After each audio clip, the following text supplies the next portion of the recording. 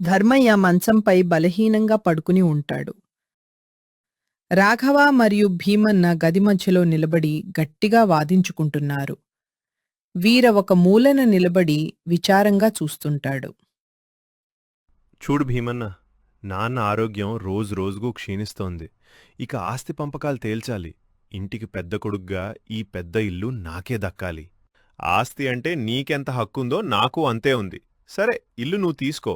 వ్యవసాయ భూమిలో ఎక్కువ వాటా నాకివ్వు, నేనే చూసుకుంటాను. హే, నువ్వా చూసుకునేది? ఏనాడైనా పొలం వైపు చూశావా? నువ్వు చేసేది గాలిపటాలెగరేయడం, అప్పులు చేయడం. నాన్న కష్టార్జితాన్ని నాశనం చేయటానికేనా? ఏం ఏమన్నావ్?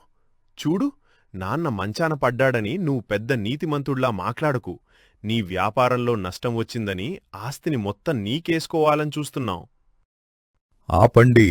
నా గదిలో ఈ గొడవేంటి? నిశ్శబ్దంగా ఉండండి.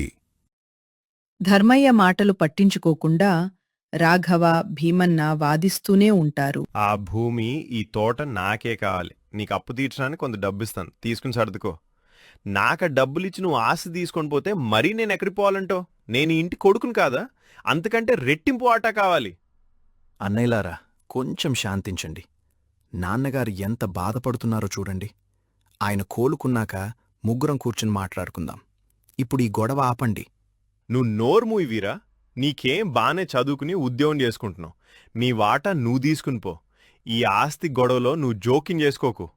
అవునవును, నీకు ఆస్తితో ఏం పనిలేదు.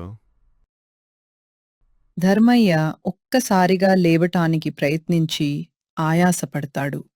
ఛీ! నా కళ్ల ముందే ఇలా కుట్టుకుంటున్నారా? నా సంపాదన మీకింత అహంకారాన్ని తెచ్చిపెట్టిందా? ఆ తరువాత భీమన్న, రాఘవ గమ్మున అయిపోతారు. అలా గొడవ తర్వాత ముగ్గురు కొడుకులు తండ్రి మంచం చుట్టూ నిలబడి ఉంటారు. ధర్మయ్య కళ్లల్లో కోపం కనిపిస్తుంది. నేను పోయేదాకా కూడా మీకు శాంతి లేదా? నా చివరి రోజుల్లో నాకు సంతోషాన్ని ఇవ్వకపోగా ఈ గొడవలా? లేదు నాన్న, మేం మీకోసం ఆస్తి పంపకాలు తేలితే మీరు మనశ్శాంతిగా ఉంటారని. చాలు. మీరు దేనికోసం కొట్టుకుంటున్నారో నాకు బాగా తెలుసు. ఇప్పుడు వినండి. నేను కోలుకునే పరిస్థితి లేదు. అందుకే ఈ క్షణమే నా వీలునామాపై ఒక నిర్ణయం చెబుతున్నాను. అని అనగానే ముగ్గురు ఆసక్తిగా వింటారు. నా మొత్తం ఆస్తిలో సగభాగం కేవలం ఒక్క ఉత్తమ కొడుక్కి మాత్రమే ఇస్తాను. మిగిలిన సగం మాత్రమే మీ మిగతా ఇద్దరికీ సమానంగా పంచుతాను. ఆ మాటలు విన్న రాఘవ, భీమన్న ఆశ్చర్యానికి గురై ఒకరి ముఖం ఒకరు చూసుకుంటారు. ఉత్తమ కొడుకా అంటే ఏంటి నాన్నా? నేను మీ ముగ్గురికీ ఒక చిన్న పరీక్ష పెడతాను. ఆ పరీక్షలో ఎవరైతే నాకు నిజమైన కొడుకు అని నిరూపించుకుంటారో వారే నా ఉత్తమ కొడుకు. నా సగం ఆస్తికి వారే యజమాని. పరీక్ష? ఎలాంటి పరీక్ష నాన్నా? ఇక్కడి నుండి 10 కిలోమీటర్ల దూరంలో ఉన్న పాత శివాలయం ఉంది కదా, అక్కడ వెనకవైపు ఒక పాత బావి ఉంది. ఆ బావిలో నేను చాలా ఏళ్ల క్రితం ఒక చిన్న బంగారు పళ్ళెం దాచాను. మీరిప్పుడు ముగ్గురూ బయల్దేరాలి. ఎవరు ముందుగా ఆ పళ్ళాన్ని తీసుకొచ్చి నా చేతికి ఇస్తారో వారే ఉత్తమ కొడుకు. మీకు కేవలం 24 గంటల సమయమిస్తున్నాను. ఇక మీరు వెళ్ళండి.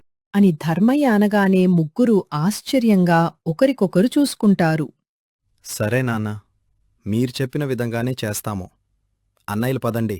నాన్న పెట్టిన పరీక్షను ఎవరొకరం గెలుచుకుని వద్దాం. అదే రోజు సాయంత్రం శివాలయం వైపు వెళ్లే దారిలో రాఘవ, భీమన్న తొందరగా సైకిల్ తీసుకుని బయలుదేరుతారు. వీర నడుచుకుంటూ నెమ్మదిగా వెళ్తాడు. చూడు భీమన్న, ఇది కేవలం పరీక్ష. ఆ పళ్ళెం ఎవరు తెస్తే వారికే సగం ఆస్తి. నువ్విక్కడే ఉండు. నేను వేగంగా వెళ్ళి పళ్ళెం తెస్తాను.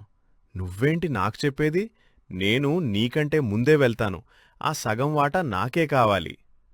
వారు తిట్టుకుంటూ ఒకరికొకరు తోసుకుంటూ వేగంగా ముందుకు వెళ్ళిపోతారు. వీర మెల్లగా వెళ్తూ తనలో తాను ఆలోచిస్తాడు. నాన్న ఎందుకింత కష్టం మీద పళ్ళెం తీసుకురమ్మన్నారు? శివాలయం దగ్గర ఎవరికీ ఉపయోగం లేని ఆ పాత బావిలో బంగారు పళ్ళెం దాచటం వెనుక అంతరార్థం ఏంటి? నాన్న తన జీవితంలో ఎప్పుడూ ఆస్తికి ఇంత ప్రాధాన్యత ఇవ్వలేదు. ఇది కేవలం పళ్ళెం కోసం పెట్టిన పరీక్ష కాదు. ఆయన ఆరోగ్యం ఎంత క్షీణించిందో. నాన్న ఆశించింది ఆస్తి కాదు. నాన్నకు ఈ సమయంలో ఏం కావాలి? కొంచెంసేపు ఆలోచించి అతనికి ఏదో అర్థమైనట్లు వీర ఒక్కసారిగా వెనక్కి తిరిగి ఇంటివైపు పరిగెత్తుతాడు. అప్పటికే సమయం రాత్రి 10 గంటలు. ధర్మయ్య నిద్రపోకుండా కొడుకుల కోసం ఎదురుచూస్తూ ఉంటాడు. రాఘవ, భీమన్న ఇంకా తిరిగి రాలేదు. వీర మాత్రం ఆయాసపడుతూ గదిలోకి వస్తాడు. వీరా, ఏమైంది? నువ్వు అంత త్వరగా తిరిగొచ్చావేంటి? బంగారు పళ్ళెం దొరకలేదా? వీర తండ్రి దగ్గరికి వెళ్లి మంచం పక్కన కూర్చుంటాడు. లేదు నాన్నా, నేను బావి దగ్గర వరకు కూడా వెళ్ళలేదు. మరి పరీక్ష మాటేంటి? నీకు సగం ఆస్తి వద్దు అనుకుంటున్నావా? నాన్నా, మీరు నాన్నగా కావాలా? లేదా ఒక ఆస్తికి యజమానిగా కావాలా? మీరు పడుకున్న గదిలో కొడుకులు ఆస్తి కోసం కొట్టుకోవడం, మీరు బాధపడడం నేను భరించలేకపోయాను. నాకర్థమైంది నాన్నా. ఆ బావిలో పళ్ళెం ఉన్నా లేకపోయినా అది నా దృష్టిలో విలువలేనిది. నా అసలు సంపద, నా బంగారు పళ్ళెం అన్నీ మీరే నాన్నా. నాన్నా, వీరా, నేను మిమ్మల్ని 10 కిలోమీటర్ల దూరం వదిలేసి రాత్రిపూట ఆ పళ్ళెమ్మని చూడాలని వచ్చాను నాన్నా. రాత్రిపూట ఆ పళ్ళెం కోసం పరుగులు తీయలేను నాన్నా. అన్నయ్యలు ఆ ఆశతో పోయారు. నేను తిరిగి వచ్చి మీకు ఏం కావాలో, మీ ఆరోగ్యం ఎలా ఉందో తెలుసుకోవడానికి వచ్చాను నాన్నా. మీరు కోలుకుంటే చాలు నాన్నా. ఆస్తి, పాస్తులు అన్నీ తర్వాత చూసుకోవచ్చు. దయచేసి విశ్రాంతి తీసుకోండి.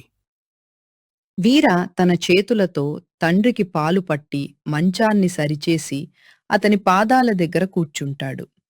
ఆ రాత్రి అంతా వీర తన తండ్రికి సేవలు చేస్తూ అక్కడే పడుకుని ఉంటాడు. మరుసటి రోజు ఉదయం సూర్యోదయం అవుతుంది. ధర్మయ్య కళ్ళలో తేజస్సు కనిపిస్తుంది. రాఘవ, భీమన్న ఆయాసపడుతూ దుమ్ము కొట్టుకుని ఖాళీ చేతులతో గదిలోకి వస్తారు.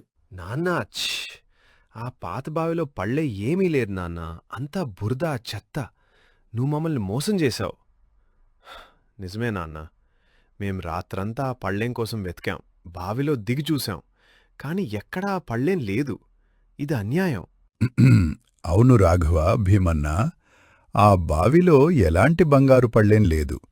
నేను ఆ పళ్ళెం గురించి అబద్ధం చెప్పాను. అబద్ధమా? అంటే మీరు మా సమయాన్ని వృధా చేశారా నాన్నా? మా సగం ఆస్తిని పోగొట్టాలని చూశారా? కాదు రాఘవ, నేను మీ ఆశను, నాపై మీకున్న ప్రేమను పరీక్షించాను. నా ఆరోగ్యం క్షీణించినప్పుడు మీరు ఆస్తి గురించి ఆలోచిస్తారా, నా ఆరోగ్యం గురించి ఆలోచిస్తారా అని తెలుసుకోవాలనుకున్నాను. కాని మీరు 10 కిలోమీటర్ల దూరంలో బంగారు పళ్ళెం ఉందని చెప్పగానే మీరు నా అనారోగ్యాన్ని, నా ఆజ్ఞను పట్టించుకోకుండా ఆశతో పరిగెత్తారు. రాత్రంతా నన్ను ఒంటరిగా వదిలి బురదలో బంగారాన్ని వెతికారు. అని ధర్మయ్య అనగానే రాఘవ, భీమన్న తలలు దించుకుంటారు. కాని వీర పరీక్ష మాట వినగానే ఆలోచించాడు. పళ్ళెం కంటే నేను నా ఆరోగ్యం ముఖ్యం అనుకున్నాడు. ఆస్తిపై ఆశను వదిలేసి నా దగ్గరికి తిరిగి వచ్చి రాత్రంతా నా సేవలో ఉన్నాడు. నిజమైన సంపదను గుర్తించినవాడు, కష్టకాలంలో తండ్రిని వదిలి వెళ్ళనివాడు వీరానే నా ఉత్తమ కొడుకు. అని అనగానే వీర ఆశ్చర్యంగా తండ్రివైపు చూస్తాడు. నేను చేసిన కష్టం, సంపాదించిన ఆస్తి నా కొడుకుల మధ్య ఐక్యత పెంచటానికి కావాలి కాని గొడవలు పెట్టటానికి కాదు. అందుకే నా మాట ప్రకారం నా ఆస్తిలో సగభాగం వీరకి దక్కుతుంది. వాడు ఆస్తిని పెంచుతాడు కాని నాశనం చెయ్యడు. మిగిలిన సగభాగం మీరిద్దరూ సమానంగా పంచుకోండి. అని ధర్మయ్య అనగానే రాఘవ, భీమన్న విచారంగా నిలబడతారు. వీర తన తండ్రి పాదాలను తాకుతాడు. నాన్నా, నాకు ఆస్తి కంటే మీ ప్రేమ ముఖ్యం. మీరే నా బంగారు పళ్ళెం. ధర్మయ్య చిరునవ్వు నవ్వి వీరని ఆశీర్వదిస్తాడు. రాఘవ, భీమన్న ఆస్తి కోసం చేసిన అల్లరికి పశ్చాత్తాపపడి వీరని చూసి మెచ్చుకుంటారు. ఆ క్షణం నుంచి ధర్మయ్య ఆరోగ్యం మెరుగుపడటం మొదలవుతుంది. అలా ధర్మయ్య ముగ్గురిలో ఉత్తమ కొడుకుగా వీరాని ఎంచుకున్నాడు. శుభం.